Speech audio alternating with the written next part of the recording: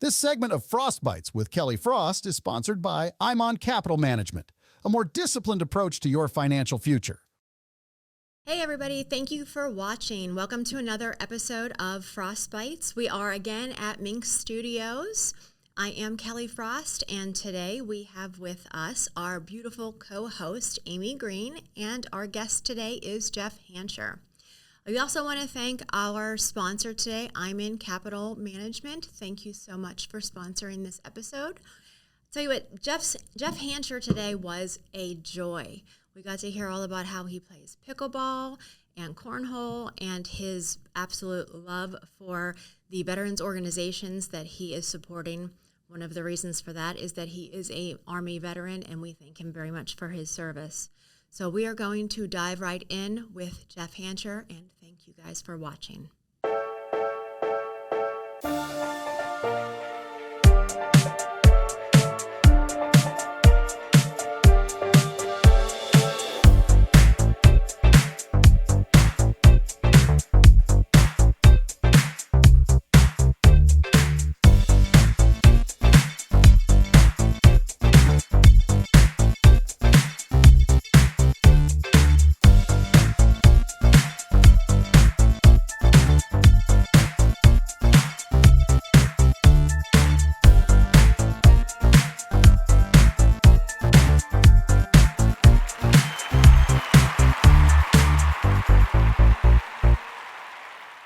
Hey guys, we're diving right in with our guest today, which is Jeff Hancher.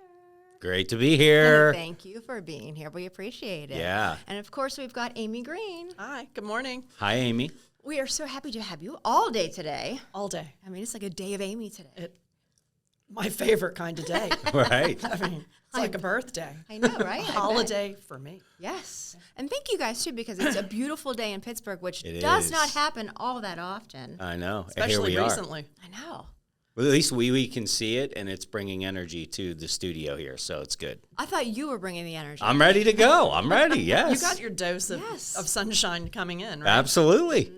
I know. I had my sunroof open. The windows were down. I purposely parked far enough away so that I could claim at least a little bit of vitamin D from point A to point B. The long-awaited sunny day of Pittsburgh. Exactly. Here we are. She's the smart one. There you go. Yeah. Yes. She's like, by the way, I park 4 miles away. Sorry, I was late. It was spend the day with Kelly or spend the day on the tennis court. Hey, no brainer. Here we could have are. combined those. That's right. We could have Yes. mic'd up and did it. Yes. Podcast from the court. There you go. you know what? Live on set. Exactly. I mean, I played tennis in high school.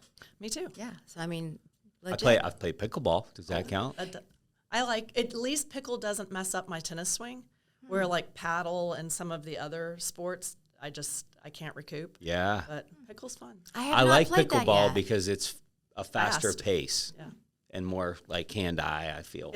You're hitting a wiffle ball, so Yeah. you're crushing it. Yeah. Because yeah. if you don't smack it hard, it doesn't have It any deadens, moment. Yeah, so not like a tennis You're ball. out killing it. Where Yeah. do you play pickleball at? Oh, there's They're courts everywhere. everywhere now. Really? Yeah, it's the fastest growing sport in America. I keep hearing that. Well, Yeah. a lot of places are converting their tennis courts to pickle courts Yes. because you can get 2 pickle courts on a tennis court. So they're like it's faster and it's more mixed doubles Oh, yeah. and everything than tennis. these People are days. building facilities because of the demand. Yeah, I mean, a Wow. lot of the counties are allocating dollars and converting those old decrepit tennis courts and resurfacing them, and pickle's taking over. All right, we're going to have to find a pickle. Pickle fever. North Park's got a ton. Kel, I think it's a nonprofit fundraiser pickleball tournament. I could see you all over that.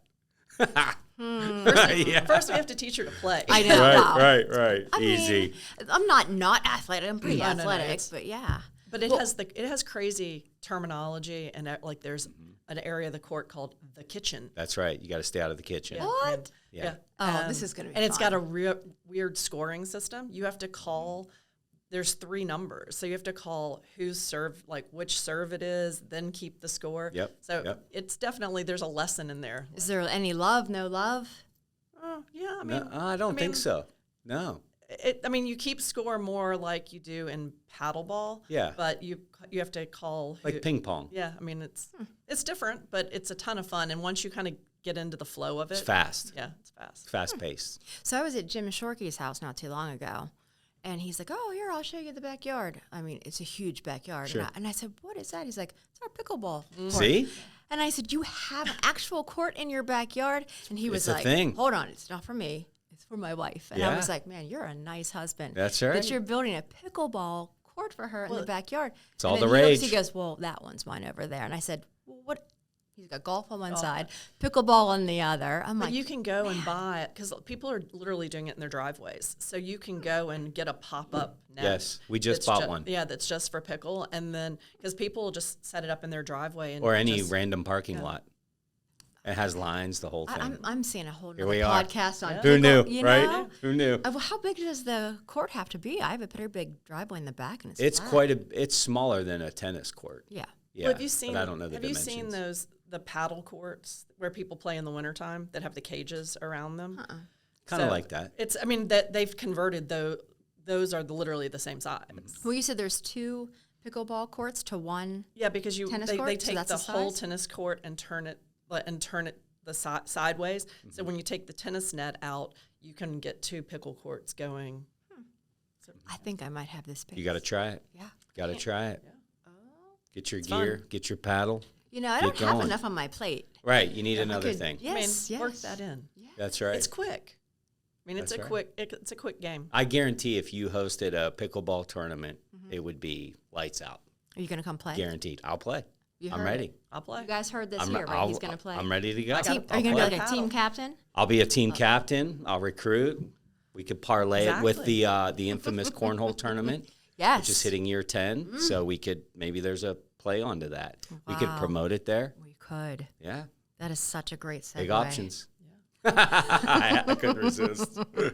But really, that's how we met. That is exact. First time I ever met you was right there at that event. Yep. It Yeah. was at RMU, wasn't it? It was at the Dome, RMU Dome, and Yep. now it is at HANCHER'S Stadium. Wow. So we're That's a moving big on step. up. Yeah. Yeah. All right. Well, let's talk about it. Let's. Yeah. So when is it now? So it will be Memorial Day this year Right around the corner. at HANCHER'S Stadium, and it is our 10th year. Mm-hmm. Started very humble beginnings. Started as a work event when I used to work at Cintas Corporation. Just wanted to do something to give back to veterans because I am also a veteran, service after service. So I think the first year we had like 15 teams, and we did an auction, and we had, I don't know, I think we raised $6,000. Well, fast forward into year 10, you know, we've raised hundreds of thousands of dollars for the event. We have people with pro cards that come and play from all over the country. And we got big corporate sponsors now and the whole thing. So all of the proceeds go back to Veterans Place of Washington Boulevard, which is a local veteran nonprofit. In essence, they literally go into the streets and pull veterans off the street and rehabilitate them back into the workforce. So an amazing organization that I've been a part of for about 8 years now. I'll tell you what, the first time that I went, I was blown away. Not just by Jeff, but the entire day. Yeah. Everything that they did. Thank you. I mean, That's some hardcore cornhole. Oh, man, it's intense. I really thought I was good at cornhole until I went, and I have was like, zero why, aspirations. why is there 2 sides? There's one, and they're like, Yeah, we got it. these people came in and they had like an entourage and these Oh, bags. they got bags and it's shirts. Like, what and is going knew? on Oh, over yeah. here? And I'm watching. They're like, thump, thump, thump, and I was like, Yeah. what? Did they just throw their Oh, bags? 4 in a row. Like, We had to create 2 brackets because people started to not come because they're like, what's the point? Yeah.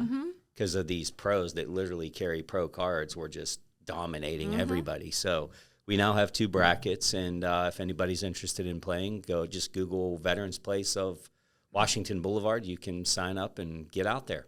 so I've gone a couple of times, so I knew this was happening the second time, right? Oh, I yeah. was like, Did you practice? I always practice. I mean, yes.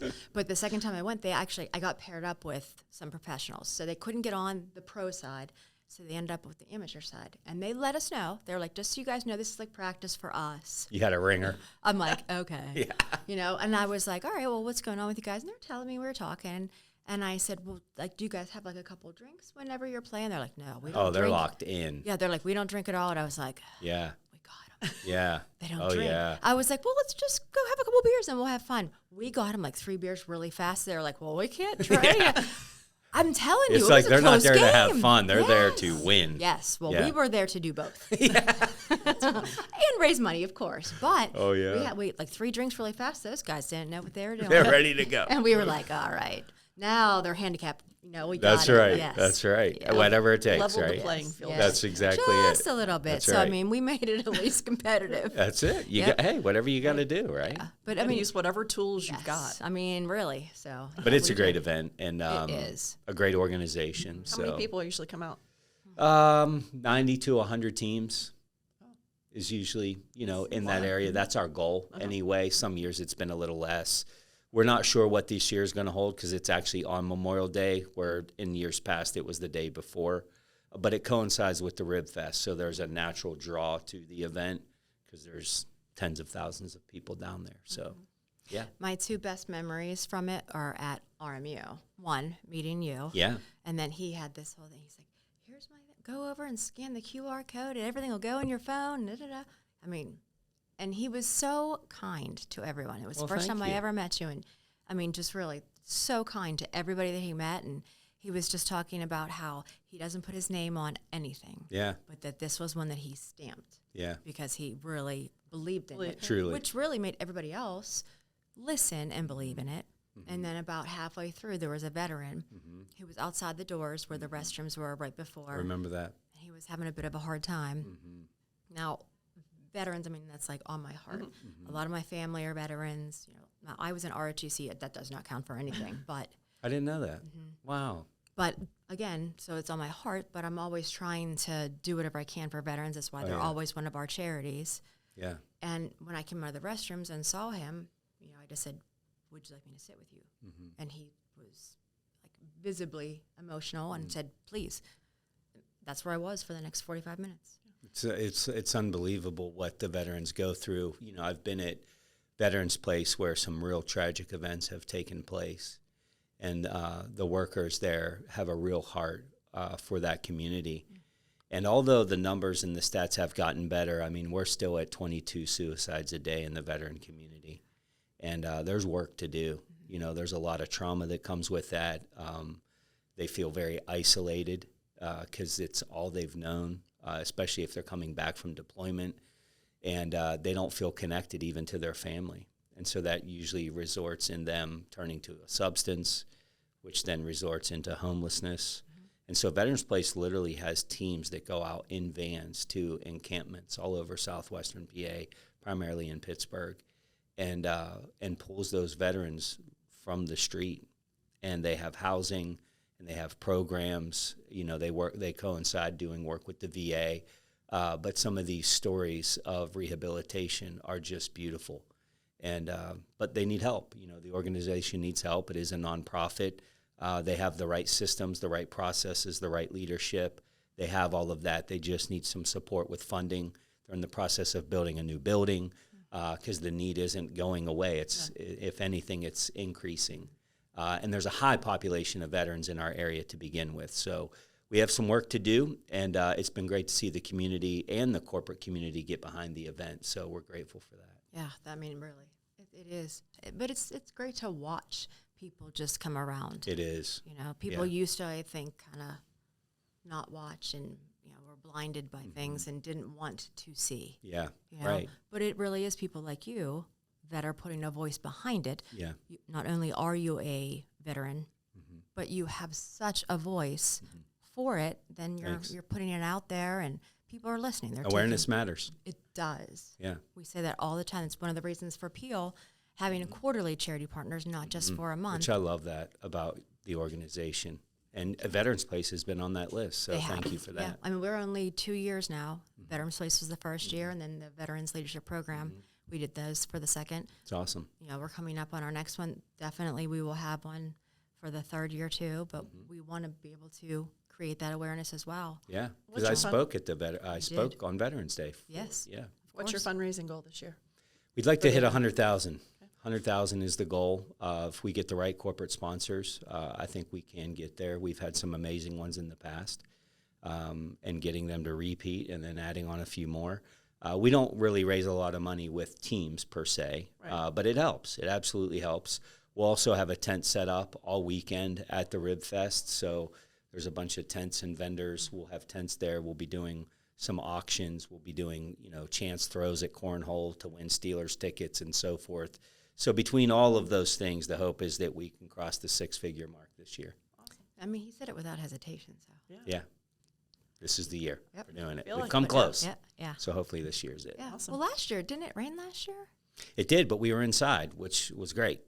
So another fun part of the event is we're in the hall. Okay. So you have all the Steelers, Hall of Fame there, and the Lombardis are there, and it's just a great venue to be at as well. Like people that, don't even play cornhole want to come because that's not always open to the public, and on that day it is. And we're so thankful for the Steelers to host that event, and they donate all of that for us. So it's been a real. It's a great partnership. Oh my gosh, it's amazing.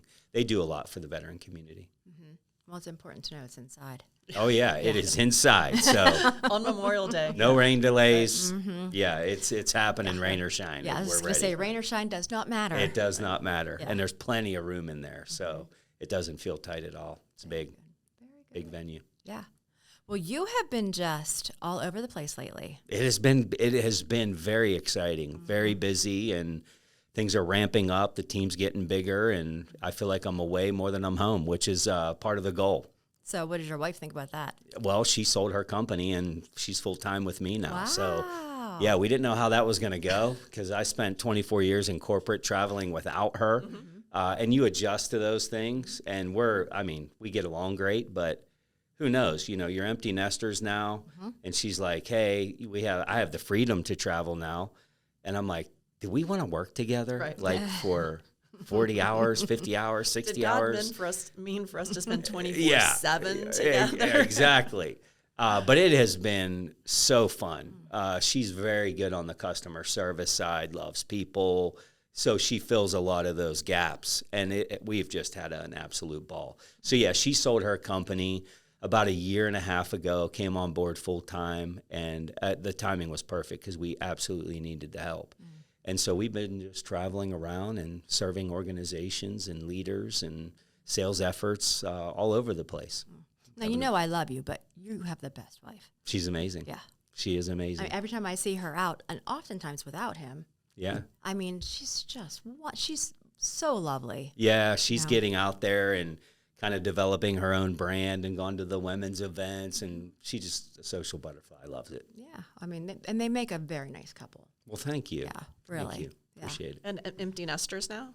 We are. So I have a daughter who is a sophomore in college and a son who is 1 year away from graduating, and he'll graduate with 2. So he just came back from Idaho. She's in Florida. So we have them for the summers, Okay. but rest of the time we're empty nesters. At first it was a tough adjustment.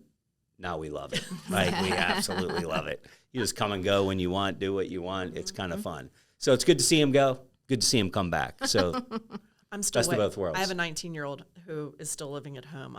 Oh, he yeah. got his first big boy job this week, but I'm still ready to launch him.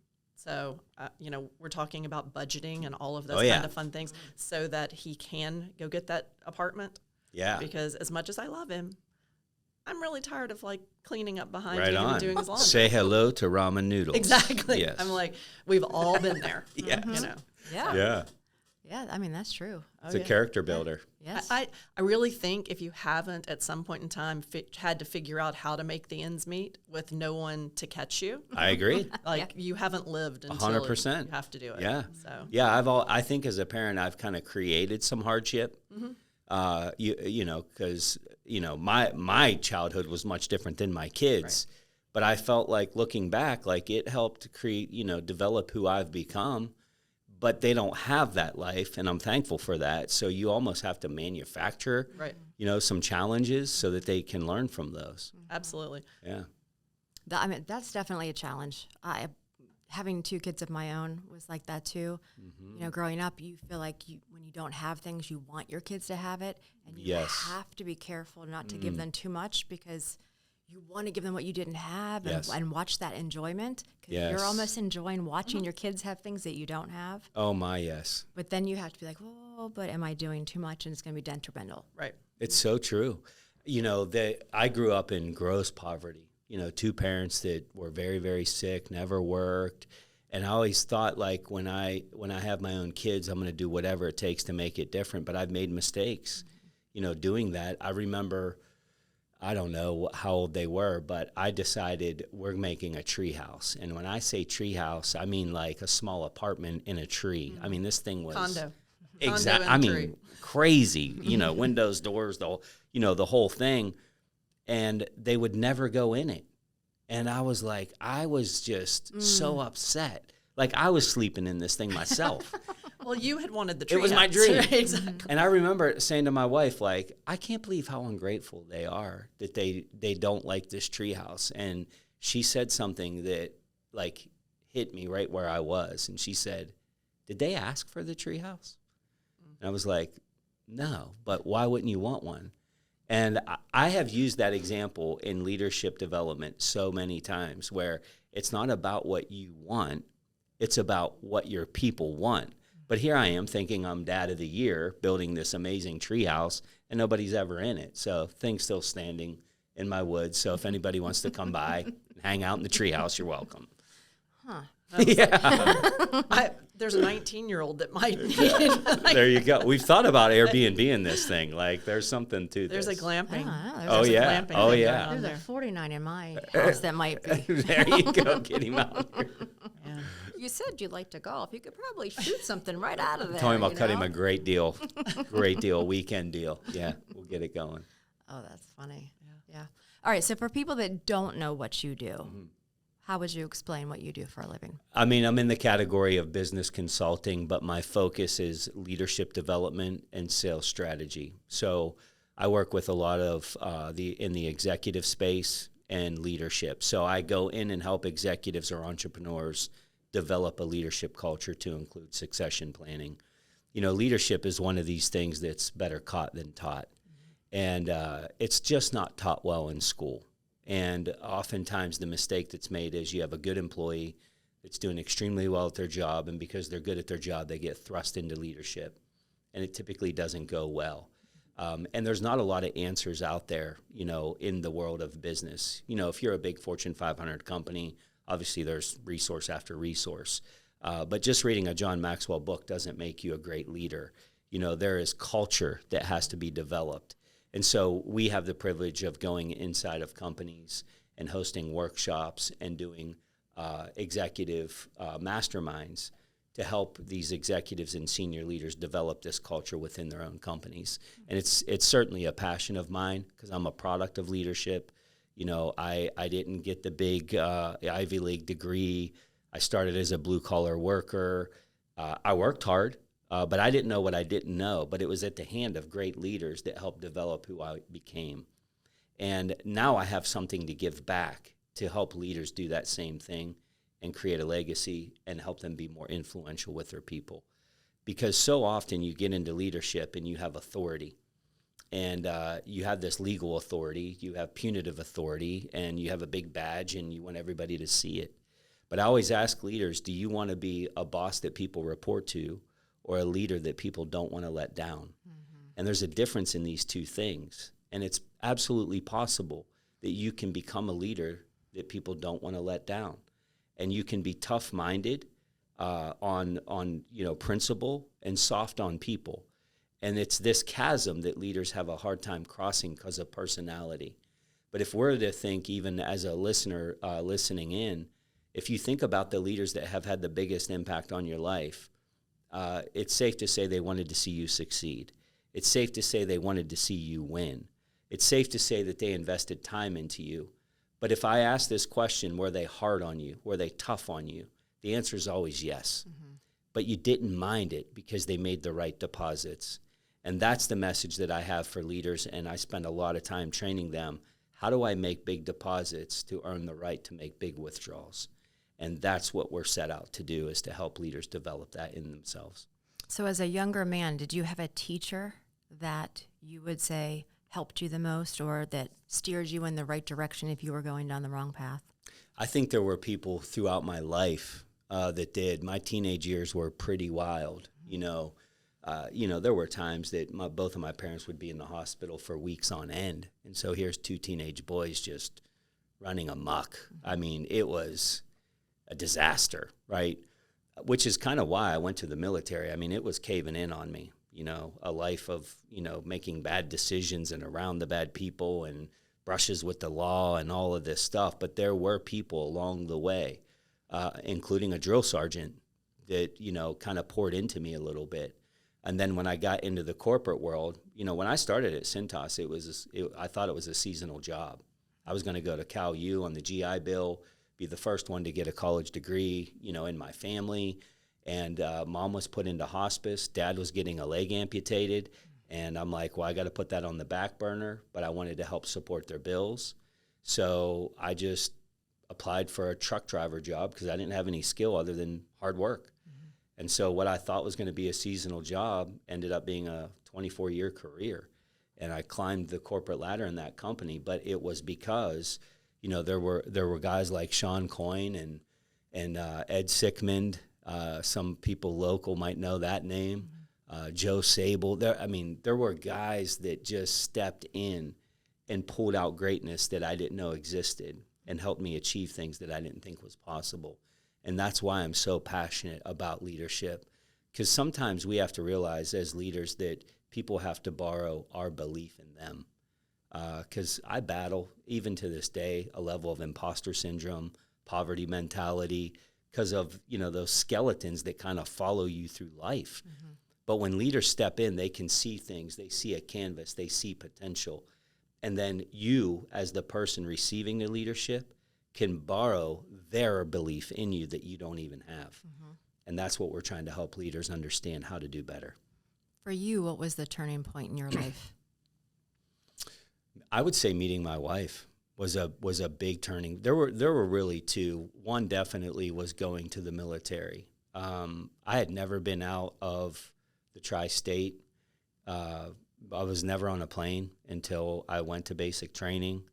I was leaving it all behind. And so I was scared to death. But I recommend it for everybody. Mm-hmm. Like, it really helped me mature and grow up. And then I think meeting my wife really helped me calm down, because I was a wild man. I was angry, mad, and I was taking it out in ways that weren't healthy. Mm-hmm. And I think meeting her really helped calm me down and give me purpose. Purpose is a powerful thing, mm-hmm. and we have to find purpose, because if we don't have purpose, we get very isolated. Back to the veterans, this is a big reason why some of this happens. They feel like their only purpose is to be in war, mm-hmm. and that's all they know. And it's hard to break out of that. Well, when you grow up in poverty and dysfunction and you're around sickness and substance abuse and all of this, although it is very dysfunctional, it's what you know. Mm-hmm. And so in some sick way, you kind of crave it, right? So I would say those were the two turning points, because these two things really helped me realize, like, there's a better way. There is a better way. Starting at Cintas was probably a third turning point for me, mm-hmm. because this was no longer just a job. I now had a family. I now had to perform. This wasn't just grunt work. I wanted to be better. Why? Because I had purpose. I now have a wife, and then this wife becomes pregnant, and now it's go time. As a man who wanted to provide for his family, I was willing to do whatever it took. And so Cintas afforded the opportunity for me to grow, develop. And so I would say early on, these were three big ones. And then some amazing mentors that came into my life through that process. Where did you meet your wife at? Blind date. Get out. Blind date. We were both coming off of a bad break. Bad breaks, like wanted nothing to do with dating. or mm-hmm. anything. Did someone set you up on this? They did. So my brother. Somebody saw it. Yeah. Someone else saw something in you. They did. And in her. They told us for months, mm-hmm. this is a match. This is a fit. So it was her best friend was dating my brother. And when I would be with my brother and his girlfriend, they would be like, you got to meet Janelle. Like, you guys. We have the woman. We got the one. And they would say the same thing to her. And we're both like, I don't want nothing to do with nobody. How long did the arm twisting go on before one of you broke? Months. And then finally we're like, all right, just shut them up. So the night we went out on the blind date, I mean, it's probably 11 o'clock at night. My brother and his girlfriend leave, and they're like, we got to work in the morning. And I was like, do you mind if I stay for a little longer? And she's like, no, that'd be great, because it was just going so well. Where were you? We were at her house. Yes. And we stayed up till about 4:30 in the morning talking. And we were inseparable ever since. Aww. Like every day, literally, we were together. So cute. Because they were right. Like we just clicked. And here we are, almost 26 years later. Here we are. So blind dates work. Blind dates. They do. Not often, but mine did. So 26 years married. Yeah. 24 years with Cintas. Yeah. You've got longevity. I do. I really do. But I think that's something that's missing with, like, especially with the younger generations. There's that mentality that there's always something better around the corner. Yeah. And they don't, there's not that aptitude to just stick it out, because it's, the proverbial grass is not always greener. That's right. Whether it's relationships or careers. Yeah. Sometimes just hard work and sticking it out. Yes. I mean, that's how you get to 24 and 26 years. And you look pretty darn happy. Yes. So there's something to be said for just continuing along. I think it's, in a lot of ways, I think it is a life lesson. Some people called me crazy because I was very marketable as in my career. Like, why wouldn't you go test the waters? And it's like... But you said you'd found a family. There, exactly. Right? I mean, I couldn't think of a reason. I was promoted 12 times in 24 years. Like, that's a lot. And so the company's growing. The culture's what I love. It's very structured. I'm a military guy. Like, everything fit for me. I didn't even entertain recruiters because I was so bought into the leadership and the culture. But I think there is something to be said about longevity. I think if you stick with anything long enough, you'll figure it out.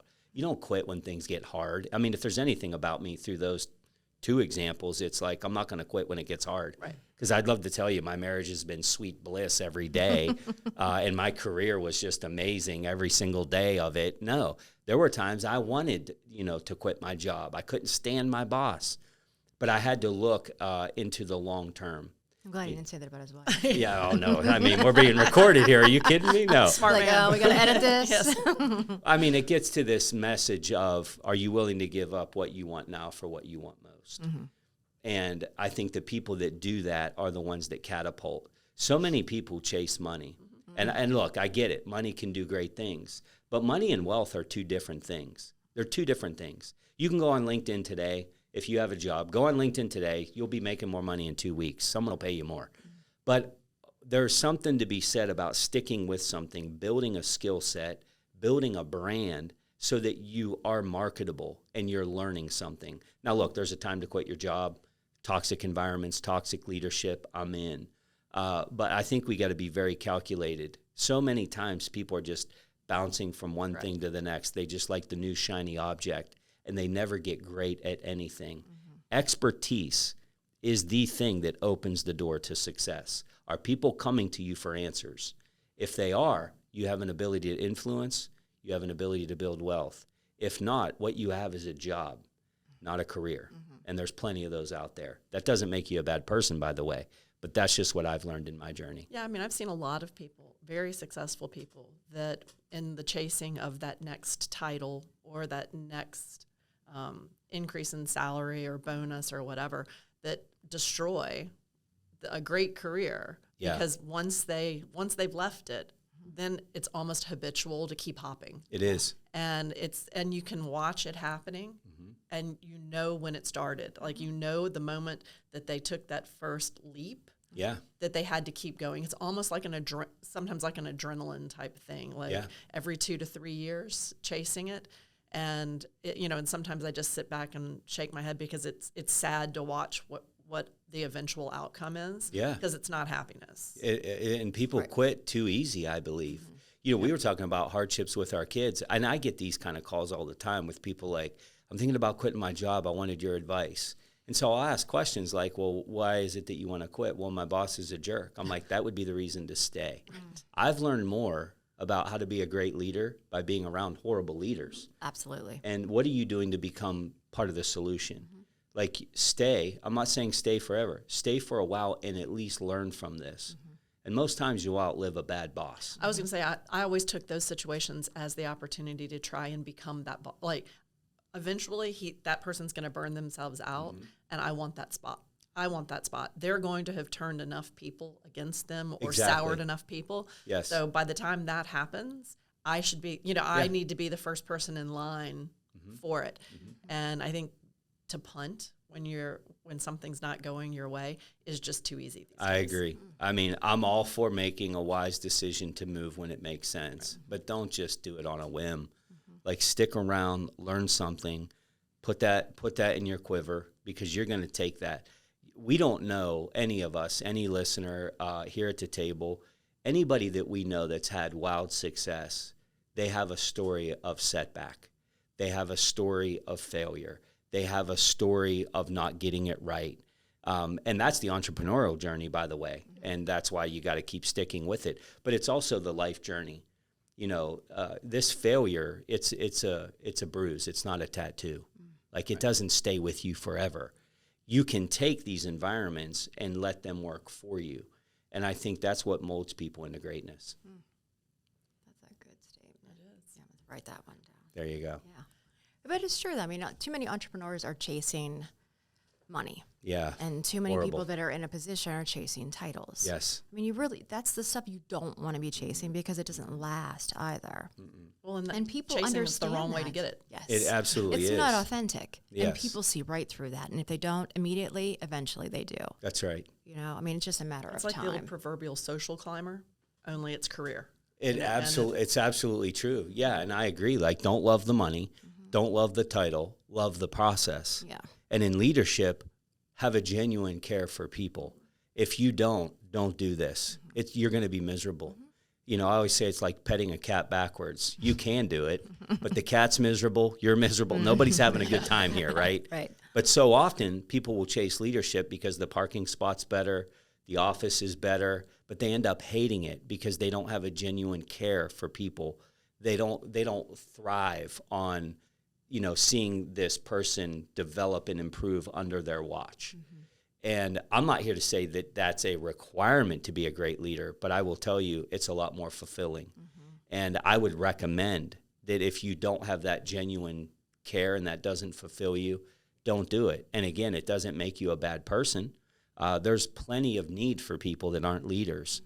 But when you genuinely care about people, it becomes effortless to want to have this balance of, tough love and correction and critique and recognition and applause and motivation, which is what we do as parents, right?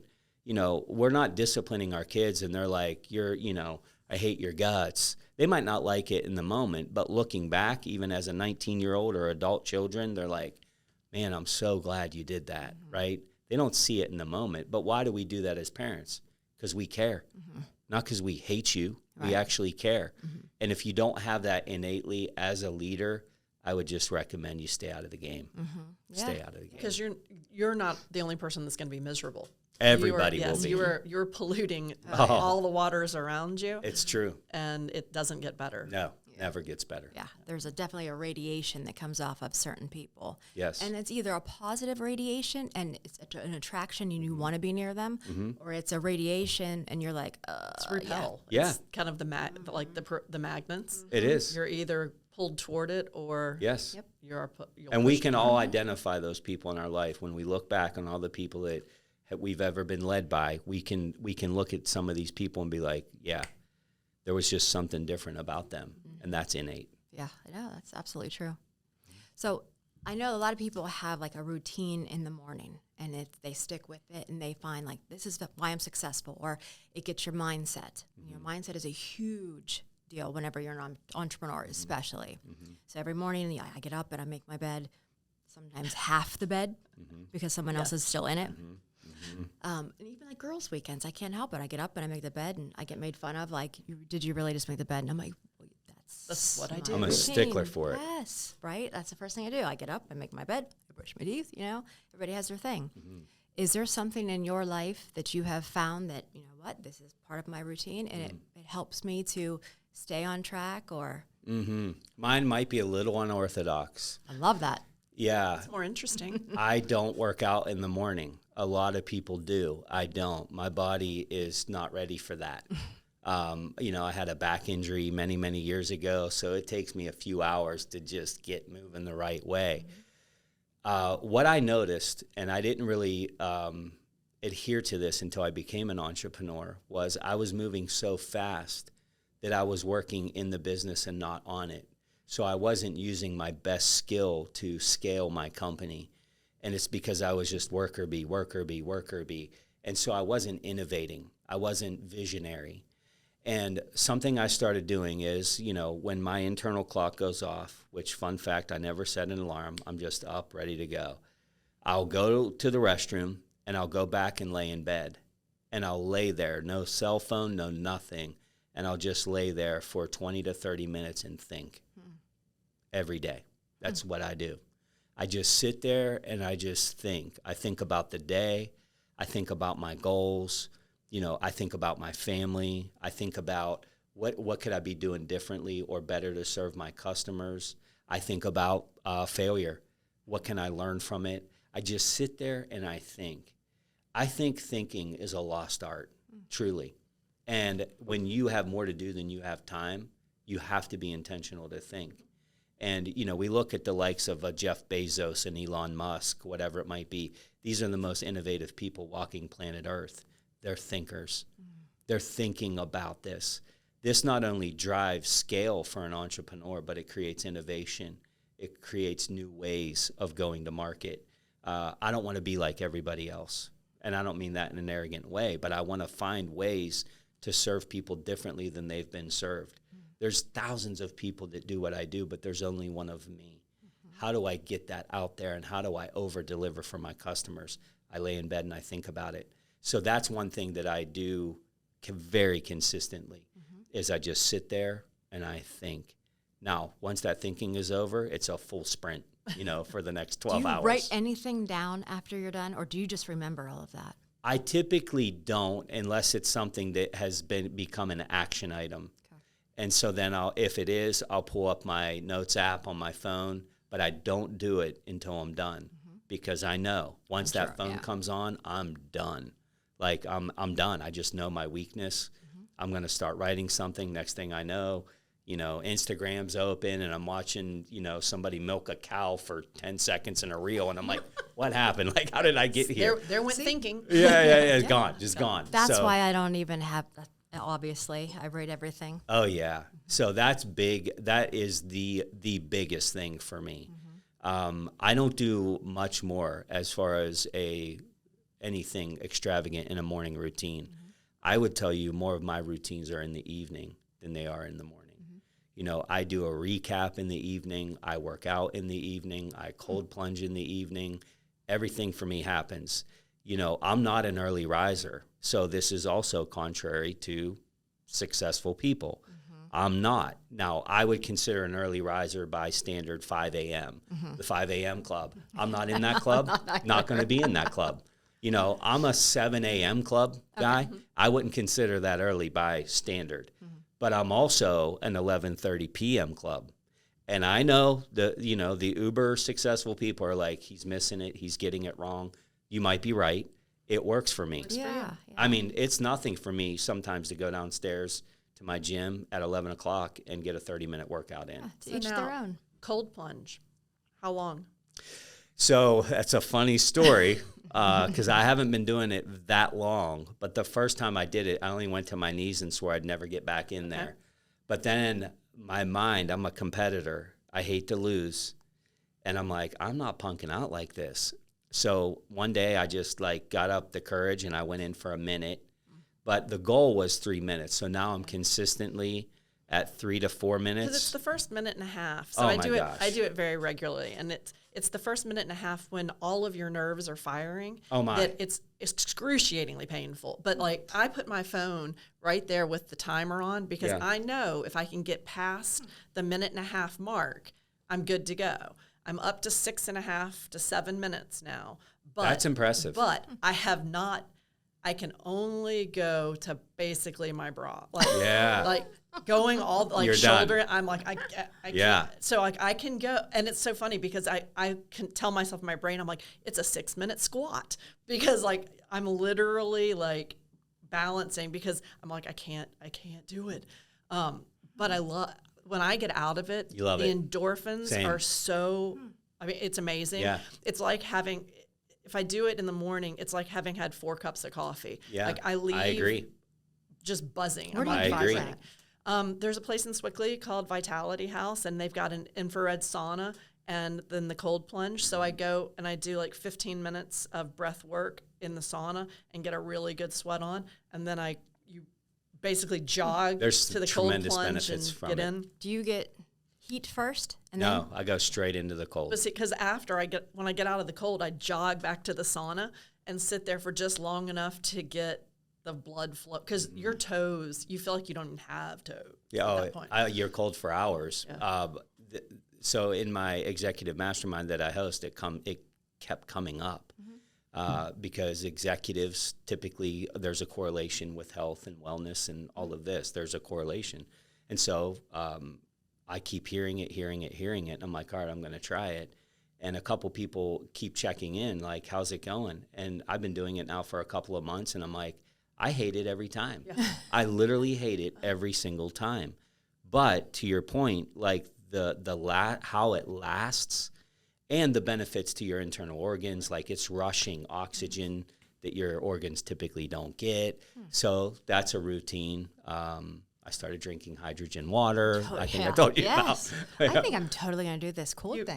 You got totally to. should. This is, I think, my jam. Yeah, come Oh, visit yeah. me. I'll One, take you. And I hate cold, which so mentally for me, it stretches me. Well, I'm heat intolerant one. My last name's Frost. Yeah, good point. But it's amazing. But I don't. It's I mean, amazing. But it's seriously. amazing for circulation. I have friends that have circulatory issues that were hilarious. they're like, I don't think You're I built can for do it, and I'm like, just come try, and they get hooked. Now, what I've realized is if I get too busy and I can't, and I go too many days with not going, it's like starting all over, because your body builds up. It's so true. And mentally that you can do it. Mm-hmm. But when I look at the little thermometer and it says 42 or 43 degrees, I'm like, and I haven't done it You know what's in a few coming. days, I'm like, this is going to be hard. Stings, Yeah. hurts. But if I'm good and I keep doing it, then it's, you can slide right in, and it's not, I say slide right in, slide partially. So you're committed to it, Kel? Yeah. You're doing it. I'm in. All right, it's being recorded. Yeah. We've heard it. Yeah. You gotta. All right. I mean, no. You gotta document the journey. I'm in. Yeah, definitely. I will. Yeah. Oh, I posted a picture on Instagram it was just a couple weeks ago. I was like, this is what 43 degrees looks like, because you're literally just kind of like, I don't know, what am I doing to myself and why? But it feels amazing when you get out. Those are some of my routines. I think it could be a fundraiser. I love to read. It could be a fundraiser, a little polar plunge. Mm-hmm. Yeah. Yeah. Yeah. Yes. Little frostbite. There you go. There you go. Yeah. Token gift to whoever can stay the longest. There you go. Yeah. Oh, see, now I'm just, There's always opportunity. Yeah. we're already at 45 minutes. See? It just goes by so fast. Time very- flies when you're having fun. Very I natural. know, see? Very granular. Yeah, I know. Too much. All right. Well, we might have to stop Yeah. on the old, hey, Kelly's going to jump in some cold. I mean, at least we got that accomplished, right? Hey, we got a commitment. We got a We commitment. got a convert, yeah. basically. So we're Yeah. going to do pickleball. We're going to do Trust me, after the right pickleball game, cold plunge is right up your alley. I mean, because you will feel better after the cold plunge. Yes, you will. well, yeah. Some people like massage. Jump in the cold plunge. water. Yeah. Now, we do have a Revitalize you. massage therapist coming today Oh, as yeah. well. Oh, hey, I might stick around. We could do part 2 with There you go. right after. All right, well, we do like to end everything with a actual frostbite question. Let's do it. So we always let All the right. co-host All ask right. that. So Amy, what What do do you you got got? for him? What's the frostbite that keeps you sharp and ready to take on challenges in your field? I would say that it is getting around people that have been where I want to go. I have been so grateful to have some amazing leaders and mentors in my life on this entrepreneurial journey. The likes of Mike Weinberg and Tim Elmore and Mark Cole from the Maxwell team have really just catapulted me and stretched. You know, we've all heard the saying is, you know, if you're the smartest in the room, you're in the wrong room. You know, it is really hard to get in some of these rooms and feel so inferior. But I will tell you, it's the thing that stretches me the most. And a lot of people just won't do it because it is very uncomfortable. But it has transformed me. You know, I'm around now New York Times bestselling authors. That's got me into very uncomfortable rooms. But, you know, even through all that, it's led me to be endorsed by John Maxwell to publish a book with him. And it's like, wow, like how did all that happen from poverty to this? Not that that makes me great, but I think about, like, if I weren't intentional about connecting with Tim Elmore and doing what it took to make him a mentor and getting in the room with people like that, these kind of opportunities don't happen because we don't have all the answers. You know, we have to have this spirit of positive discontent that says we could be better. Not that we're bad, but we could be better. And one of the ways, two ways, what you consume and who you surround yourself with. There's somebody out there that's better than you, that's stronger than you, bigger than you, has had more success than you. Find those people, serve those people, learn from those people, and apply what you learn. That can literally change who you become. And that's been something I've been very intentional to do. That's Well said. phenomenal. Yes. Very good way to end it. There Love you it. go. Thank you. You bet. Yeah. Well, guys, that's it for us for today. And with Jeff Hancher's interview, we will see you in the next episode. Thanks for watching.